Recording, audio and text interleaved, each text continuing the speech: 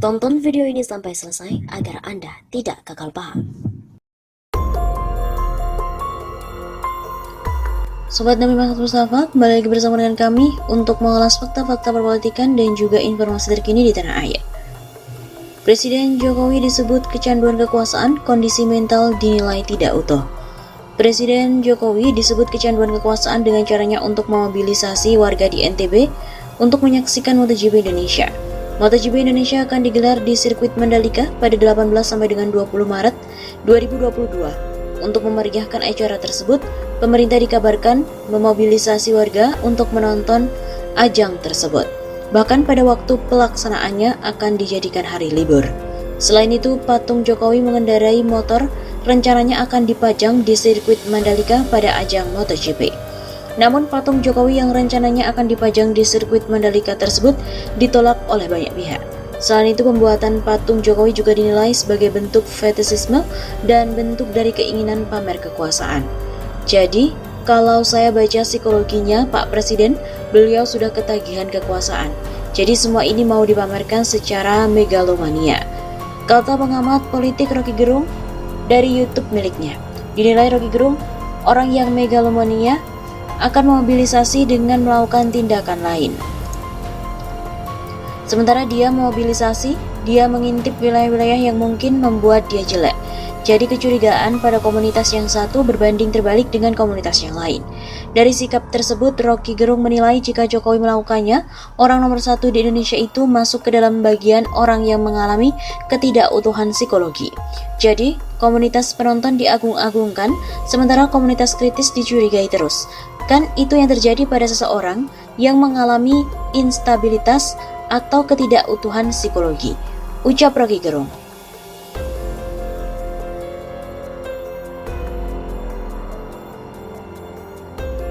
Mungkinkah Jokowi terlibat melawan konstitusi dalam penundaan pemilu 2024?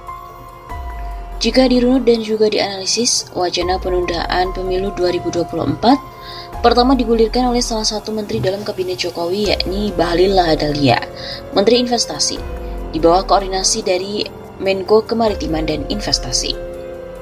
Lalu kemudian dilanjut Ketua Umum PKB Mohaimin Iskandar dan Ketua Umum PAN Zulkifli Hasan. Menurut sumber media CNN Indonesia, hulu dari semua arahan kepada partai politik bersumber dari Menko Marves Luhut Binsar Panjaitan. Dalam pertemuan internal tokoh PAN, Zulhas mengaku diundang Luhut khusus membicarakan usulan penundaan pemilu dan juga Pilpres 2024. PAN diminta untuk mendukung dan harus disampaikan kepada publik oleh Ketua Umum dalam Rapat Koordinasi Nasional Pemenangan Pemilu PAN yang digelar 15 Februari lalu. Luhut mengklaim Presiden Jokowi sudah setuju. Jika dianalisis lagi dengan pemberitaan terkini, yakni ketika Jokowi memberikan pengarahan dalam rapat pimpinan TNI Polri di Markas Besar TNI Cilangkap, Jakarta Timur pada Selasa 1 Maret kemarin. Jokowi sangat sensi dan juga khawatir terhadap percakapan dalam WhatsApp grup TNI Polri, khususnya tentang terdapat penolakan atas kebijakan pemerintah memindahkan ibu kota negara ke Kalimantan Timur. Tentunya WAG TNI Polri tersebut sudah membicarakan banyak hal, tidak saja tentang IKN. Jokowi mengungkap dia membaca percakapan dalam WAG TNI Polri. Jokowi sepertinya tersinggung tentang percakapan kepindahan IKN, karena undang-undang IKN sudah diputus DPR RI dan juga Presiden. Benang merah dari pernyataan Jokowi adalah bahwa Jokowi sangat ngotot dan sangat berambisi tentang IKN sebagai sebuah legasi sejarah dari dirinya. Bagaimanapun caranya harus terlaksana. Jokowi sangat tersinggung dengan adanya percakapan dalam WAG TNI Polri khususnya tentang IKN, karena bisa mengacaukan impiannya, bisa tidak terwujud. Jokowi membutuhkan waktu setidaknya tambahan 2 tahun lagi sampai 2026, supaya IKN bisa terbentuk. Ambisi Jokowi sebenarnya bersambut dengan koalisi gemuk partai di DPR RI,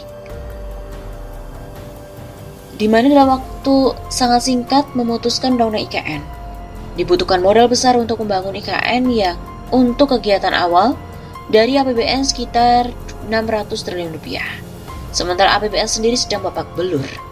Kementerian Keuangan kebingungan, tergambar dalam rapat-rapat di DPR RI.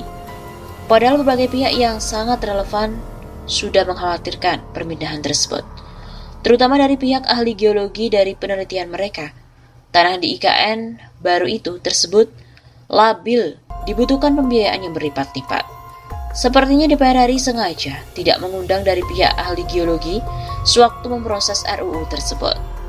Demikian juga dengan kajian dalam pertahanan dan keamanan, dianggap sangat riskan oleh para ahli militer pensiunan karena lalu lintas laut internasional, serta kedalaman laut sekitar pantai IKN baru yang bisa dilewati oleh kapal selam musuh. Sepertinya DPR RI juga sengaja tidak menggunakan ahli pertahanan dalam proses RUU IKN ini. Lalu kemudian sejumlah tokoh nasional juga sudah melakukan judicial review terhadap Undang-Undang IKN yang diproses secara kilat oleh DPR. Last but not least, Undang-Undang IKN sebenarnya masih bermasalah. Kepindahan IKN masih merupakan aspirasi terbatas dari elit istana dan juga elit parpol. Rakyat masih belum paham betul kenapa harus dipaksakan membangun IKN baru dengan cepat-cepat. Dengan kata lain, bisa disimpulkan bahwa wacana penundaan pemilu 2024 ini sebenarnya adalah rencana istana demi terlaksananya IKN baru. Jokowi tidak percaya terhadap pemerintahan berikutnya. Bisa-bisa IKN baru tidak diteruskan. Dibutuhkan waktu sampai 2026 setidak-tidaknya agar IKN terbentuk. Nah, Ketua Umum PAN dan PKB bangga berperan dalam memuluskan rencana memunculkan wacana penundaan pemilu 2024. Namun sepertinya ada kekecewaan istana, terutama tentunya Presiden. Kurang baik dengan komunikasi yang dibangun oleh tangan kanannya, sehingga PDIP menolak dengan keras rencana penundaan pemilu 2024 itu. Demikian juga Gerindra dan Nasdem. Bisa jadi tangan LBP tidak sampai ke partai itu. Yang pasti, partai oposisi Demokrat dan PKS sejak awal sudah menolak. Penulis pun juga setuju dengan analisis dan pertanyaan Antoni Budiawan, seorang ekonom dan ahli analisis politik. Penundaan pemilu telah menjadi kesepakatan bersama, merupakan kudeta konstitusi dan anti Pancasila, serta Undang-Undang Dasar 1945. Semua sudah mereka diskusikan, dibahas dan diputuskan di internal partai PAN dan PKB. MK bisa bubarkan parpol anti Pancasila dan Undang-Undang Dasar 45. Tentunya Jokowi sebagai presiden tidak lepas dari permintaan tanggung jawab, ambisi dan kepentingan segelintir elit serta pribadi presiden untuk memaksakan ide dan mimpinya melalui wacana penundaan pemilu tentunya harus mendapatkan perlawanan yang luas dari masyarakat.